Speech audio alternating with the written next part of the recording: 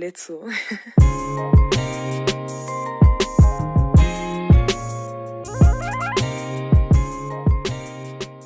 Hello and welcome back to the vlog. Last week, I brought you guys to Yosemite National Park in California. And the week before that, we went to the Taj Mahal. This week, I brought along the most stunning girls ever to go explore the city of Bandung with me. But before that, I think they need a little introduction, don't you think? Let's start with the ladies in green. Over on the right, we have Anya and Kezia. And with pink, we have Tasha, Saka, and me, Rafa, as your trusty moderator. Now, so you don't get too bored of my voice, take it away, Tasha. Have you heard of Paris van Java? No, not the shopping mall, but the street. In the 20s, Paris van Java was a nickname for Braga Street, one of Bandung's icons of Dutch heritage located in the heart of the city. The name Paris van Java was given because the street used to be a bustling shopping center for the wealthy, and many people associated Braga with luxury. Known for its European-style architecture that takes you back to the 20th century during its glory days, Braga Street was the first destination we had in mind for touring the city. If you ever visit Bandung, you can't miss out on Braga Street. It's simply a tourist staple. Braga Street is famous for various reasons. Some come to Braga to get a taste of Indonesian history, some to find good cafes to eat for brunch, some even to record an assignment on Indonesian tourism. I'd like to think that we fit all three categories. The first thing we did after arriving was to assess our surroundings. How far does the street go, and are there good places to eat? By the time we got there, it was nearly lunchtime and we hadn't had breakfast, so brunch it was. The street wasn't long. We walked from end to end in no time and even decided to walk back to where we started again without an ounce of tiredness. The streets were decorated with many painting displays for sale, and you can even see a painter in action if you're lucky enough. Lots of shops sold antique items, and we also passed by a famous bakery dating back to Dutch occupation, Sumba Hidangan. Finally, after looking at cafes and restaurants, and squinting at the prices pasted on price boards, banners, or even menus placed in front of the entrances, we finally decided to eat at a cafe called Bahagia Coffee that had a nice deal on bagels which we were craving. Then it rained. We were pretty bummed by it because we were really excited to walk around Braga after we ate, but not all of us had brought umbrellas. Not knowing when the rain was going to stop, we wanted to keep going, so we had a bonding moment and shared umbrellas to go to our next location, Kopi Toko Jawa. No, not for the coffee, but for the photo box. We wanted to commemorate our trip, and Kopi Toko Jawa was the best option because of the cheap photo box prices, only 28,000 rupiah for 2 strips. After taking a few pictures and looking around the cafe, which was decorated with antique items and a little souvenir shop, all of us got ice cream and we ended our tour in Braga and started looking for other places to visit. Phew, after Tasha's segment, don't you feel like taking your friends there out on a date? There are so many stores to choose from that you might as well do an eeny, meeny, miny, mo. Oh, and most importantly, the prices there don't even hurt your pockets that much. For our next stop, we're bringing you to Bandung's historical cathedral near the railroad. St. Peter's Cathedral is a Roman Catholic cathedral located in Merdeka Street. The buildings were designed by Wolf Shoemaker in a neo-Gothic style during the colonial period in the 1920s.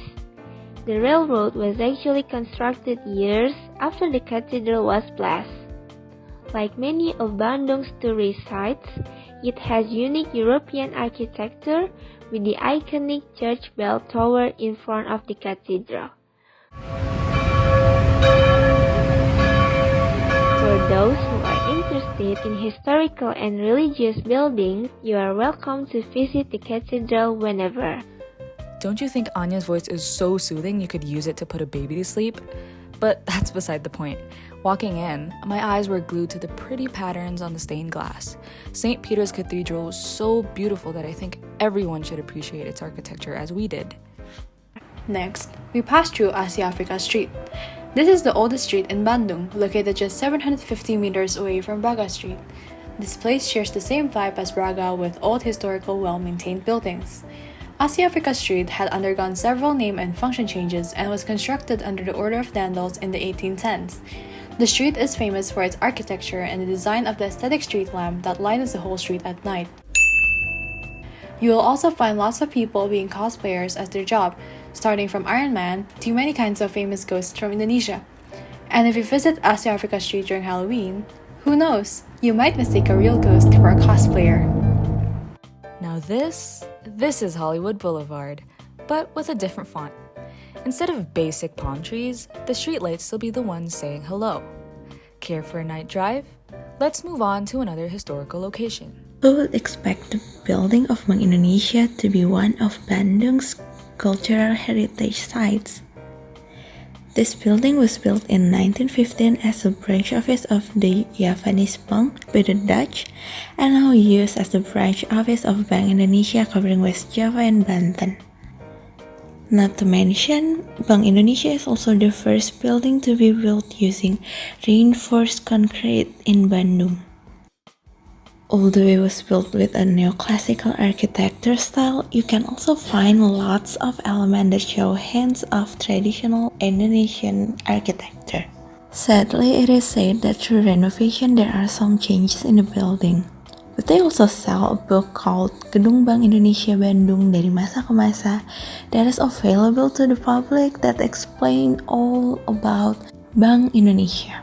I don't know about you guys, but I just found out that Bank Indonesia was a tourist site. It might not be a common one, but it totally deserves to be. Did you smell that? I'm either super hungry or I can sense that Kezia's out to dinner. Let's go check in on her and her family. If you're in town and looking to dabble in some street food, look no further than Cibadak Street. Cibadak Street is another particularly famous district in Bandung, much like Braga Street or Dago Street, but it's primarily known for being the location of the city's Chinatown. Locals also know the area as part of Old Bandung, and its influence has been present since the city's earliest days. During daytime, this district is known for its many convenience stores, carrying a range of goods from groceries to school equipment and a lot of knickknacks. Truly, it's a staple in the community. Nighttime is when it truly comes to life though, and when the traffic kicks in. Later into the evening, when cars and motorcycles start piling up in the streets, you'll know that one of Bandung's most famous street culinary centers is coming to life. A lot of people come out to sample the hustling and bustling environment, as well as the many, many yummy meals and snacks that are on offer. It's best to come before the clock strikes 7 p.m. though, so you can still find a parking spot, something that I struggle to do. All across the roads, food stalls and cars are set up, selling a great variety of foods. Many of them are Chinese or Indonesian in style. The most notable of them all, however, is Sudirman Street.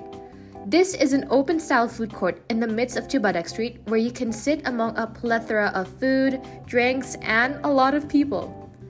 The lively atmosphere and many tables and seatings makes this not only a great place to visit with friends, but also family, like I did. It's a long way from one side to the other, and it's all absolutely filled to the brim with all sorts of food and drink. The lights and the buzz of people only make the atmosphere all the more vibrant. We ordered a number of dishes, from pork belly dressed in Balinese sambal mata to sweet potato balls that my cousins had to blow on for minutes before they're warm enough to eat. You can find a great deal of other kinds of Indonesian or Chinese food, from pempek fish cakes to Hainan rice. Fair warning, however, a lot of pork is served here, so be careful in choosing your meal for the night. You can always close off with a nice drink or have a few more snacks, sweet or savory, to finish off your dinner. I mean, if it were up to me, I'd choose something sweet. And I honestly should have cut out Kezia's chunk of the video, cause the hunger is actually getting to me. But what do you guys think? Which part of our vlog today fascinated you most? Would you go to Braga, every Instagrammer's dream come true, or Asia Africa Street, a driver's holy grail? You could walk and take in the sights of modern and classic Bandung clashing together. Or you could let your cravings lead you to Sudirman Street. Sample the finest and tastiest cultural street food that Bandung has to offer. We made this 10-minute video to give you all just a taste of what you can experience in the city of Bandung. And of course, there's far more to come. Touring the city can be just as exhilarating and fun as any other destination in Indonesia. And Bandung is chock full of culture, history, amazing people, and most importantly, amazing food. But a taste is just a taste. For the full meal and the whole experience, we invite you all to come pay a visit to our city and make your mark. We can't wait to see you, so comment down below and click the bell to get notified on our next venture to Mount Fuji.